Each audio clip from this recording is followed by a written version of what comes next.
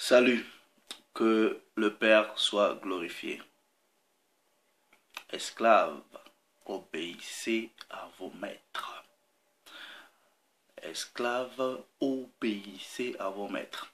Vous voyez, c'est le verset préféré de plusieurs noirs qui n'aiment pas qu'on parle des histoires de Dieu, qui n'aiment pas qu'on parle des histoires de la Bible, ok, mais qui aiment toujours nous dire, oh mais parlez pas de la Bible, vous faites honte à la race noire, vous crachez sur la mémoire de vos ancêtres, ok, euh, voilà, l'homme, la Bible c'est pour l'homme blanc, il a utilisé ça pour vous mettre en esclavage. Bon, toi frère, je sais que tu penses comme ça, ok? Je vais juste te dissiper un peu ton ignorance, alright? La prochaine fois, tu pourras encore revenir sur ma chaîne. Sache que si je parle de ce livre, le livre de la loi, c'est parce que c'est mon histoire. Alright? C'est l'histoire de mes parents, c'est l'histoire de mes ancêtres et je vais le prouver selon la Bible. Donc, ton petit verset que tu as l'habitude de venir, que tu n'as jamais compris dans le contexte, je vais te prouver, que effectivement, ce verset-là confirme que nous sommes le peuple de la Bible. Donc, preuve que la Bible est notre histoire. Donc, avant de commencer, je rends d'abord toute la gloire au Père, au Créateur de toutes choses, au Dieu très haut. Et je dis un double honneur à la personne du Messie, à Mashiach, du Christ, du premier-né. Donc, toi, frère, sœur, au travers le monde, qui prendra le temps de m'écouter, que le Père te visite et qu'il te sanctifie, qu'il te bénisse. Bon, vous voyez, souvent, vous avez toujours ces frères-là, spécialement c'est des noirs, qui tellement qu'ils détestent, ils détestent Dieu, tellement qu'ils détestent la Bible, ok? Ils détestent le Christ, ils viennent et vous disent, faut jamais même lire ça, vous crachez sur la mémoire de vos ancêtres. Bon frère, aujourd'hui là, nous, on va détester un peu ton ignorance. On va te prouver que le verset que vous avez l'habitude d'utiliser, que vous utilisez même de façon incomplète, ok, est une preuve que l'histoire, c'est la Bible est notre histoire, ok. Donc, on va essayer un peu de t'aider, ok, avec ton ignorance là. On va t'enlever les démons de l'ignorance, ok. Voilà. Bon, premièrement, ok. Souvent, ces gens-là, ils viendront soit vous débattre en disant seulement un verset comme ça. Ouais, mais votre Bible là, l'homme blanc a utilisé ça pour nous mettre en esclaves. On nous disait, blablabla, esclaves, obéissez. C'est pour comment dire, nous pousser à la soumission. Alright?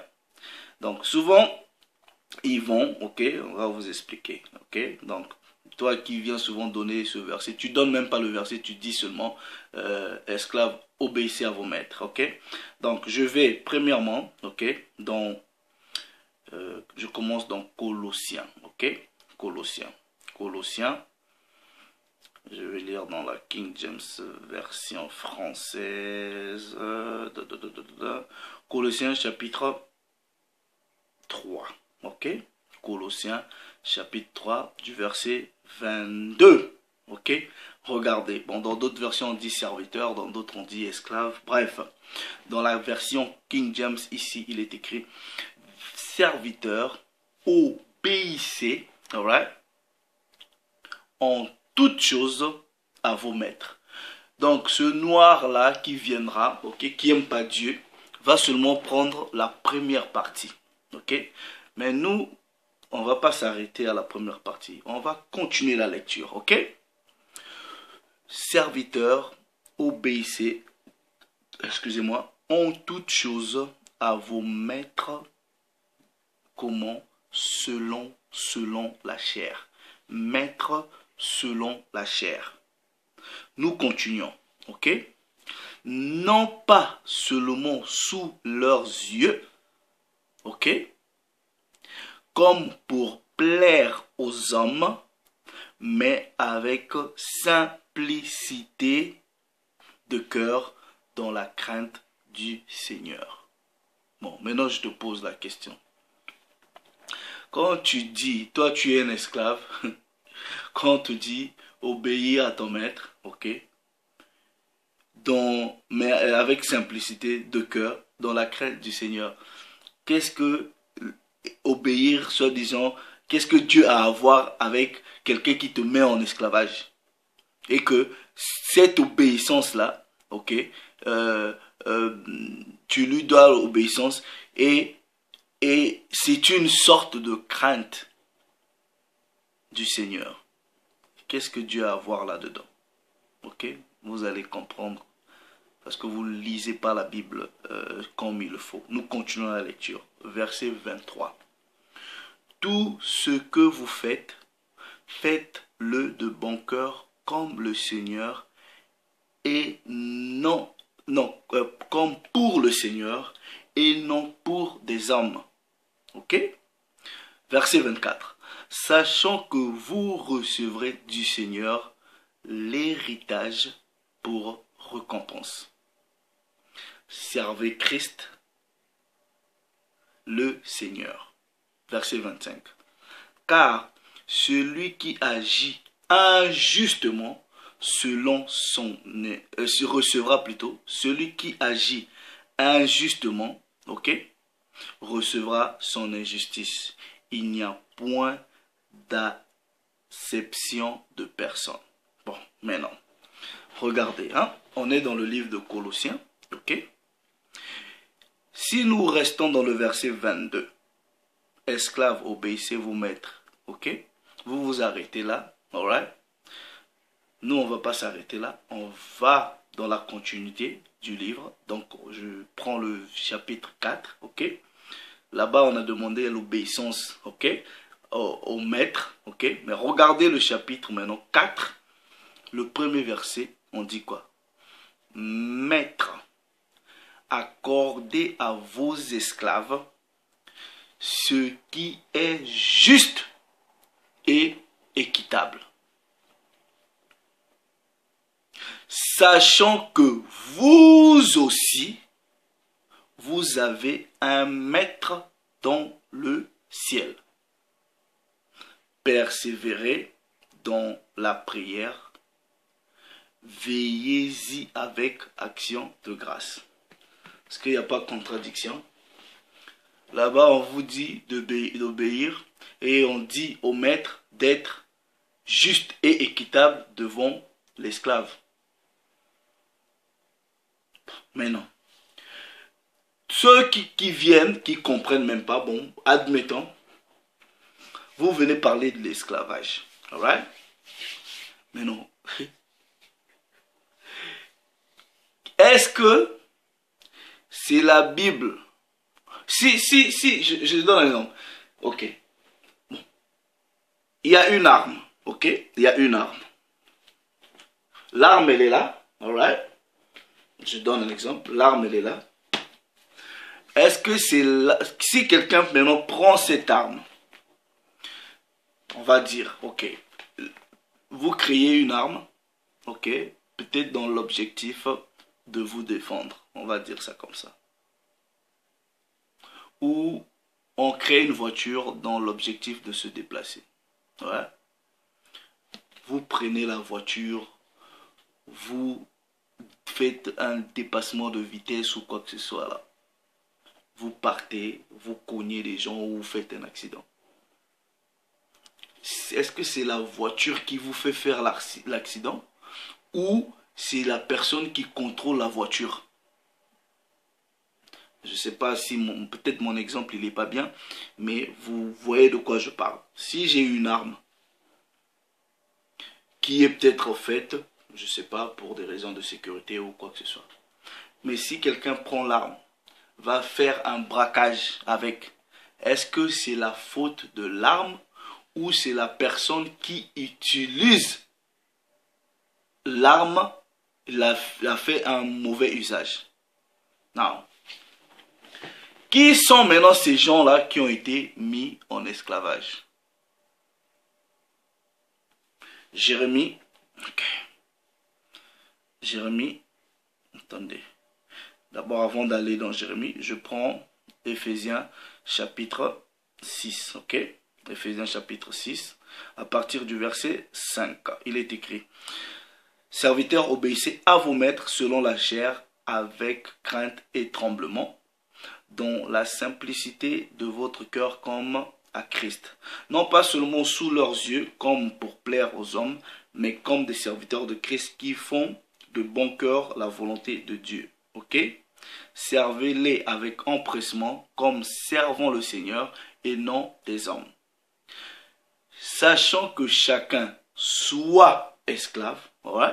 Chacun soit esclave, ok? Soit libre, recevra, ok, du Seigneur ce qu'il aura fait de bien. Right? Et vous, maîtres, agissez de même à leur égard. Et abstenez-vous de quoi? De menaces. Donc, on parle de menaces aussi, de mauvais traitements. Sachant que leur maître, qui est le Créateur, et le vôtre est dans les cieux, et que devant lui, il n'y a point acception de personne. Bon, maintenant.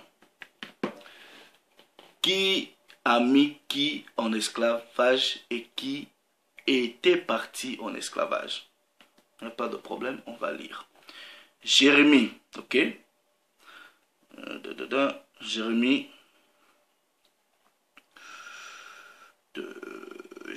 Jérémie chapitre 15. Alright? Jérémie chapitre 15. Voilà. L'Éternel dit: quand Moïse et Samuel se présenteraient devant moi, je ne serai pas favorable à ce peuple. On parle d'un peuple, à ce peuple. Alright? Chasse-le loin de ma face, qu'il s'en aille. Et s'ils te disent: où irons-nous? Tu leur répondras: ainsi parle l'Éternel. À la mort, ceux qui sont pour la mort, right? C'est une prophétie. À l'épée, ceux qui sont pour l'épée. À la famine, ceux qui sont pour la famine.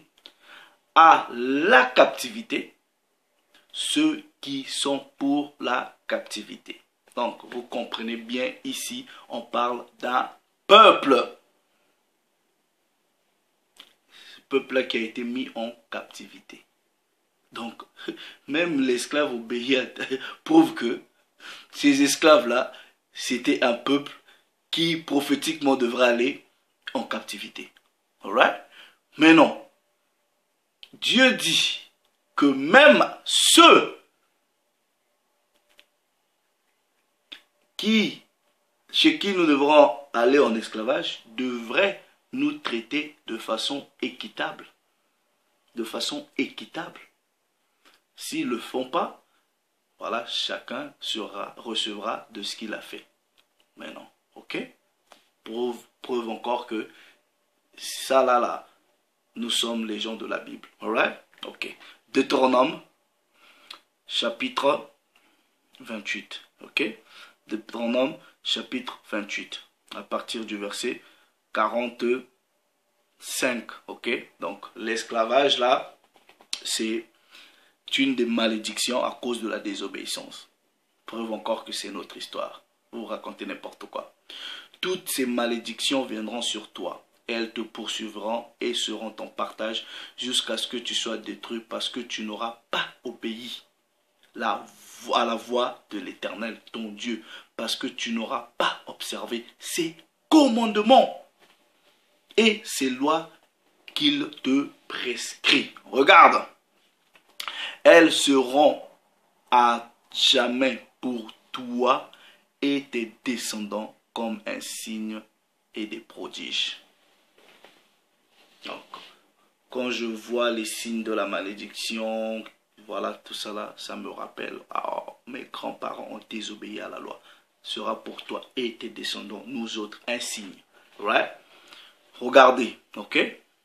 Verset 47. Pour n'avoir pas au milieu de l'abondance de toutes choses servi l'Éternel ton Dieu avec joie et de bon cœur. Tu serviras au milieu de la faim, de la soif, de la nudité, de la disette, de toutes choses. Tes ennemis, que l'Éternel enverra contre toi, il mettra le joug de quoi? De fer, le joug de fer sur ton cou, jusqu'à ce qu'il t'ait détruit. L'Éternel fera partir de loin, ok, des extrémités de la terre, une nation qui fondra sur toi d'un vol d'aigle. Vous comprenez que vous regardez plusieurs pays là, ok, dans Babylone, ils ont pour symbole l'aigle, ok, d'un vol d'aigle, ok, une nation dont t'entendras point la langue. Donc quand ils sont venus prendre vos parents, tout ça là, nos parents, et ils comprenaient le français, ils comprenaient l'espagnol, ils comprenaient l'anglais, non.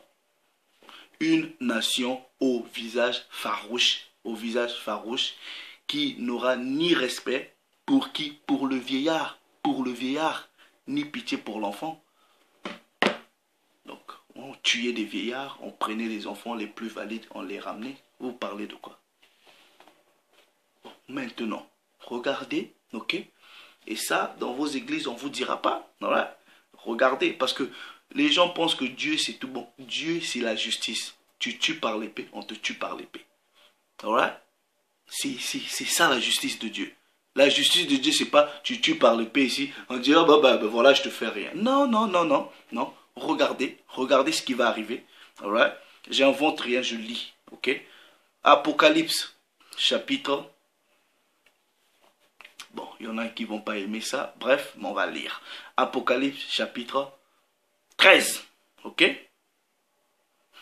Du verset 10. Si quelqu'un mène en captivité, il ira où? En captivité. Si quelqu'un tue, par quoi? Par l'épée, il faut qu'il soit tué. Comment? Par l'épée. C'est ici quoi? La persévérance et la foi des saints. Point. Vous parlez de quoi? Jérémie 15, 2. S'ils viennent te disent, où irons-nous? À la famine, ceux qui sont pour la famine. À l'épée, ceux qui sont pour l'épée. À la captivité, ceux qui sont pour la captivité. Oui, on a subi ça. Mais la parole dit quoi? Celui qui mène en captivité, il va aller en captivité.